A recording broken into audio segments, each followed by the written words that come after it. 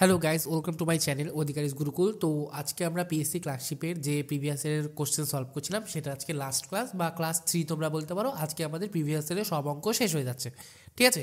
আজকের first question দেখো, বলেছে একটি সংখ্যাকে 175 দ্বারা ভাগ করলে 132 ভাগশেষ থাকে, সংখ্যাটিকে 25 দ্বারা ভাগ করলে ভাগশেষ কত থাকবে। দেখো, যখন এরকম অঙ্ক থাকবে তোমাদের 90% কেসে কি হয়ে যায়, লাস্টে দেখবো কাকে দিয়ে ভাগ করছি, 25 দিয়ে, আর কত ভাগশেষ হচ্ছে 132। তাহলে আমরা 25 দিয়ে 132কে ভাগ করব, কত হয় 3 25 75, 4 25 100, 5 25 125, 105, এই 125 5 দিয়ে করলে 7, এই যে 7 আমাদের ভাগশেষ থাকছে। তাহলে আমাদের অ্যান্সার 2 নম্বর অপশনটা সঠিক উত্তর। এবার এটা কি করে হয় দেখো, আমাকে কি বলেছে, 175 দিয়ে একটা সংখ্যা আমরা ভাগ করছি, যার ফলে আমাদের এখানে 132 ভাগশেষ থাকছে। এবার কোনো সংখ্যা যদি 175 দ্বারা ভাগ যায়, 175 আবার 25 দ্বারা ভাগ যায়, তাহলে তুমি আগে আমাকে একটা বলো যে কোনো সংখ্যা ধরো আমার আছে ধরো 53কে আমি যদি বলি 10 দিয়ে ভাগ করলে আমার ভাগশেষ কত থাকে 3, 5 10 50, তার মধ্যে 3 ভাগশেষ থাকে। এবার যেই সংখ্যাটা 10 দ্বারা ভাগ যাবে, 10 আবার 2 দ্বারা ভাগ যায়, তাহলে আমি যদি বলি এই সংখ্যাটাকে আমি যদি 2 দিয়ে ভাগ করি তাহলে কত ভাগশেষ থাকে, 2 দিয়ে তোমরা আমরা 53কে ভাগ করবা, 2 দুগুণি 4, এখানে 13, 6 দুগুণি 12, তোমাদের 1, এইভাবেও 1 আসলো। আর অথবা এই যে 3 যে ভাগশেষ, 3কে তোমরা 2 দিয়ে ভাগ করে দাও, 2 1 2, তাও তোমাদের একই থাকে। বেসিক্যালি 175টা 25 দ্বারা ভাগ যায়, তাহলে যেই সংখ্যাটা 175 দ্বারা ভাগ যায় সেই সংখ্যাটাই 25 দ্বারাও ভাগ যাবে। কিন্তু এই যে 132, এই 132ও তো 25 দ্বারা ভাগ যায়, তাহলে এটা যদি আমি ভাগ করে দিই আমাদের 7 ভাগশেষ থাকছে। এইটুকুনি ক্লিয়ার হলো, বুঝতে পারলে এইটুকুনি। কারণ এখানে ধরো যে কোনো একটা সংখ্যা আছে এক্স, 175কে সাপোজ ওয়াই দিয়ে আমার যদি এখানে পি আসে, এক্স থেকে পি বাদ দিলে 132 আছে। কিন্তু আমি যখন এই এক্সটাকে 25 দিয়ে ভাগ করব, তখন কিন্তু এখানে পি এর জায়গায় আরও বড় সংখ্যা আসবে, তাই তো। সেই যে সংখ্যাটা হবে, তখন আমি যদি এক্স থেকে ওই সংখ্যাটা বাদ দিই, সেটা 132 আসবে না, কারণ এই 132টা কি হচ্ছে 175 থেকে ছোট, ভাগশেষ সবসময় ছোট হয়। তাহলে আমি যখন 25 দিয়ে ভাগ করছি, অবশ্যই ওটা 25 থেকে ছোটই হবে। তাহলে আমাদের অ্যান্সার হয়ে গেল 7, ঠিক আছে। নেক্সট কোশ্চেন, 0.2 প্লাস 0.2 মাইনাস 0.2 ভাগ 0.2 গুণ 0.2 গুণ 0.2। দেখো, আমাদের একটা নিয়ম আছে, বদমাস, BODMAS, ফার্স্টে ব্র্যাকেটের কাজ হয়, তারপরে অফের কাজ হয়, তারপরে ডিভিশন মানে কি ভাগ, তারপরে মাল্টিপ্লিকেশন, তারপরে অ্যাডিশন, তারপরে বিয়োগ। তাহলে এখানে সবার আগে কার কাজ হবে, এই যে ব্র্যাকেটের কাজ। 0.2 গুণ 0.2 করলে কত হয় 0.04। এবার কি হবে, এবার দেখো এই যে ভাগের কাজ, এবার ভাগের কাজ হবে 0.2কে 0.2 দিয়ে ভাগ করলে কত হয় 1 হয়। তাই আমি ফার্স্টে লিখে নিচ্ছি 0.2 আর 0.2 যোগ করলে হয় 0.4 মাইনাস 1 গুণ 0.04। এটা আমাদের এসছে, এইটাকে এবার আমি গুণ করে নেবো, আগে গুণের কাজ পরে বিয়োগের কাজ। গুণ করলে কত হয়ে যায় 0.4 মাইনাস 1-এর সাথে গুণ করলে সেম আসে এটা। এবার যদি এটা বাদ দিই চলে আসে কত 0.36। এ দেখো 0.4 আর 0.04 যদি করি, এটা ধরি মনে মনে 6, এখানে 1 চলে আসে, 1 মানে 36, তাহলে 0.36 মানে কোনটা, 4 নম্বর অপশনটা সঠিক উত্তর, ঠিক আছে। নেক্সট কোশ্চেন, যদি কোনো আসল চক্রবৃদ্ধি হারে সুদে 3 বছরে সুদে আসলে 27 গুণ হয়, তবে বার্ষিক সুদের হার কত। দেখো, চক্রবৃদ্ধি সুদে আসলে সূত্র কি, P principal into 1 plus rate of interest by 100 whole to the power বছর কত 3। এটা আমাদের সুদে আসল, এটাই কি বলেছে, এটাই হচ্ছে 27 গুণ, তার মানে 27 ইন্টু পি। আসলে 27 গুণ হয়েছে, তার মানে আসলটা পি এর 27 গুণ 27 পি এখান থেকে ক্যান্সেল হয়ে গেল, পরে কি থাকে 1 plus r by 100 whole cube. এটা সমান সমান 27 মানে কি, 27 মানে আমরা 3-এর কিউব জানি, তাহলে দুটোর মাথাতেই কিউব আছে, তাহলে আমরা বলতে পারি 1 প্লাস আর বাই 100 এটা সমান সমান 3। এটুকুনি তো আমরা বলতেই পারি নাকি। তাহলে এখান থেকে আমরা কি বলতে পারি যে আর বাই 100 এটা সমান সমান 3 বিয়োগ 1 মানে 2, তাহলে আর সমান সমান 200%। 200% মানে কোনটা, 4 নম্বর অপশনটা সঠিক উত্তর, ওকে। পরের কোশ্চেন, রুট ওভার। দেখো, এখানে একটা ফার্স্ট ব্র্যাকেট আছে, এখানে আবার পুরোটা ফার্স্ট ব্র্যাকেট, মানে রুট ওভারটা যে পুরোটার মাথায় রুট আছে আর এই রুটটা শুধু ভেতরে, মানে বেসিক্যালি কি আছে, এটা আছে 0.02 প্লাস এরকম 0.0049। এবার ফার্স্টে তোমরা বলো 49-এর বর্গমূল কত, 49 বর্গমূল 7। এখানে দশমিকের পরে 4টে সংখ্যা আছে, তাহলে যখন রুটের বাইরে আসবে তখন 4-এর হাফ হয়ে যাবে, মানে 2 ঘর পর দশমিক হবে। 2 ঘর পর দশমিক মানে কি, আমি প্রথমটা লিখে নিচ্ছি 0.02, আর এটা কি হবে 0.07, এই 2 ঘর হয়ে গেল। এবার এই দুটোকে যোগ করলে কত হয় 0.09। এবার 9-এর বর্গমূল করলে কত হয়, 9-এর বর্গমূল করলে 3 হয়। এখানে দুটো ঘর আগে দশমিক আছে, তাহলে এখানে একটা ঘর আগে দশমিক হবে, মানে 3-এর আগেই দশমিক হবে 0.3, ওকে। তাহলে 4 নম্বর অপশনটা সঠিক উত্তর। পরেরটা করি, যদি 579*2 সংখ্যাটি 11 দ্বারা বিভাজ্য হয় তবে স্টার চিহ্নিত স্থানে যে সংখ্যাটি বসবে তা হলো। দেখো যখন কোনো সংখ্যা 11 দ্বারা ভাগ যায় সেই সংখ্যার, ধরে নাও আমি একটা সংখ্যা বলছি A B C D R F, suppose এরকম যদি কোনো সংখ্যা হয়, এই সংখ্যাটা যদি 11 দ্বারা ভাগ যায় তাহলে তোমরা দেখবা যে বিজোড় স্থানে কে কে আছে, জোড় স্থানে কে কে আছে। বিজোড় স্থানে কি, আমি যদি প্রথমটাকে বিজোড় ধরি, প্রথম সি আর এফ এই তিনটে বিজোড় স্থানে আছে, এই তিনটেকে যোগ করবা। আর এদিকে জোড় স্থানে কে কে আছে, বি আর ডি আছে, এই দুটোকে যোগ করবা। দিয়ে দুটো মান বেরোবে তো সংখ্যার, এখানে ধরে নাও এক্স বেরিয়েছে, এখানে ধরে নাও ওয়াই বেরিয়েছে। তাহলে তোমরা এক্স থেকে ওয়াই এর ডিফারেন্স বের করবা। এই ডিফারেন্সটা যদি 0 বা 11 গুণিতক হয়, 11x বা 11y সামথিং গুণিতক হয়, তাহলে এই A B C D F এই সংখ্যাটা 11 দ্বারা ভাগ যায়। ওকে, তাহলে এখানে করি, এখানে কী হবে 579*2 বিজোড় স্থানে কে কে, আমি প্রথমটা ধরছি, তৃতীয়টা ধরছি, পঞ্চম ধরছি, আর এটা সেকেন্ড আর ফোর্থ ধরছি। তাহলে 5 আর 9 কত হয় 14, 14 আর 2 কত হয় 16, এটা 16 আর ওপরটা বেরোলো 7 প্লাস স্টার। এবার দেখো 16টা বড় সংখ্যা, তাহলে 16 থেকে আমরা 7 প্লাস স্টার এই সংখ্যাটা বাদ দেবো। 16 থেকে 7 বাদ দিলে কত হয় 9, 9 বিয়োগ স্টার।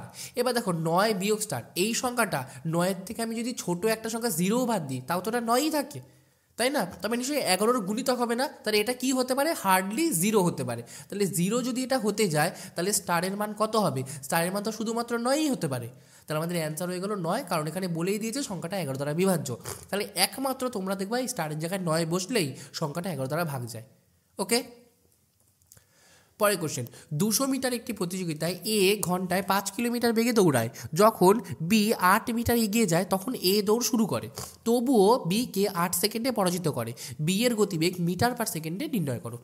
দেখো ধরে নিচ্ছি 200 মিটার মানে এখান থেকে শুরু করে এতটা, এটা 200 মিটার একটা ট্র্যাক। এ দৌড়ায় 5 কিলোমিটার পার ঘন্টা বেগে। 5 কিলোমিটার পার ঘন্টাটাকে আমরা যদি মিটার পার সেকেন্ডে আনি, কী দিয়ে গুণ করবো, 5/18 দিয়ে গুণ করবো।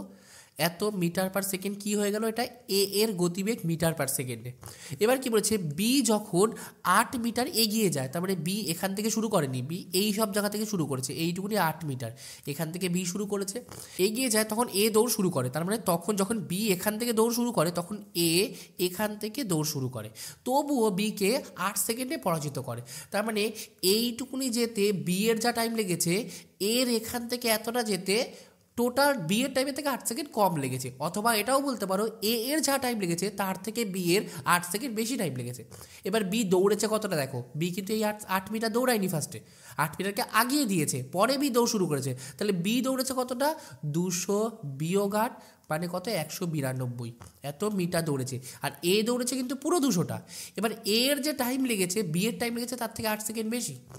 8 সেকেন্ডে পরাজিত করে মানে কি, এ এগিয়ে গেছে, তার 8 সেকেন্ড পরে বি ঢুকেছে, তাই তো? তাহলে 200 মিটার গেছে কত টাইমে, এটা আমাদের বের করতে হবে ফার্স্টে।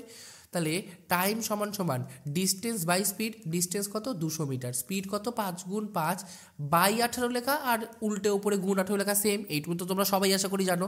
5 5 25, 25কে 200 দিয়ে কাটলে হয় 8, তাহলে 8 গুণ 18, 8 10 80, আর 8 8 64, 80 আর 64 144, তাহলে 144 সেকেন্ড। 144 সেকেন্ডে কে গেছে, এ গেছে। আর বি এর তাহলে কত টাইম লেগেছে বলেছি, টাইমের থেকে 8 সেকেন্ড বেশি লেগেছে। তাহলে 144 প্লাস 8 করলে হয় 152 সেকেন্ড।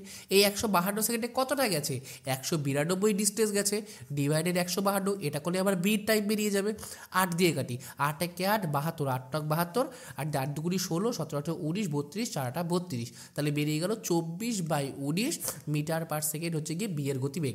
মানে কোনটা, 24/19, 2 নম্বর অপশনটা সঠিক উত্তর। ঠিক আছে, চলো next question. A B C একটি কাজ যথাক্রমে 6, 12, 24 দিনে করতে পারে, তারা একত্রে কাজটি শেষ করবে কবে? এ করে 6 দিনে, বি করে 12 দিনে, সি করে 24 দিনে। তাহলে টোটাল ওয়ার্ক এই তিনটে লসগু হয়ে যায়, ধরে নিই 24টা কাজ 6 দিনে করছে, তার মানে একদিনে করে 4টে, 12 দিনে করে 24টা, একদিনে করে 2টো, আর 24 দিনে করে 24টা, মানে একদিনে একটা। এটা বেরিয়ে গেল এফিসিয়েন্সি, এটা বেরিয়ে গেল টোটাল ওয়ার্ক, এটা বেরিয়ে গেল টাইম। ওকে, এবার এই টোটাল ওয়ার্কটা তিনজনে মিলে করেছে, তাহলে তিনজনের এফিসিয়েন্সি যোগ হয়ে যাবে, 4 আর 2 6 একে 7, তাহলে 7 ইউনিট করে একদিনে করে। তাহলে 24 ইউনিট করতে কত টাইম লাগবে, 24/7 করলে কত হয়, 3 7 21, হাতে 3 পড়ে থাকে, 3 পূর্ণ 3/7 দিনে। মানে কোনটা, 4 নম্বর অপশনটা সঠিক উত্তর। বুঝতে কোনো রকম অসুবিধা হলে আমাকে কমেন্ট করে জানাবে, আমি সেটা আবার অন্য কোনো ক্লাসে ওরকম রিলেটেডই কোনো একটা অঙ্ক সলভ করে বুঝিয়ে দেবো। পরের কোশ্চেন, কোনো মূলধন 3 বছরে সুদে মূলে 560 টাকা এবং 5 বছরে সুদে মূলে 600 টাকা হয়। 5 বছরে সুদে মূলে মানে অ্যামাউন্ট হয় 600 টাকা আর 3 বছরে সুদে মূলে হয় 560 টাকা। এবার দেখো যখন এটা এই সব অঙ্ক যখন দেয় সেটা সরল সুদের ক্ষেত্রে দেয়, হয় তোমাকে ব্যাকেটে দিয়ে দেবে যে সরল সুদের ক্ষেত্রে, অথবা তোমরা ধরেই নেবা সরল সুদের ক্ষেত্রে হচ্ছে।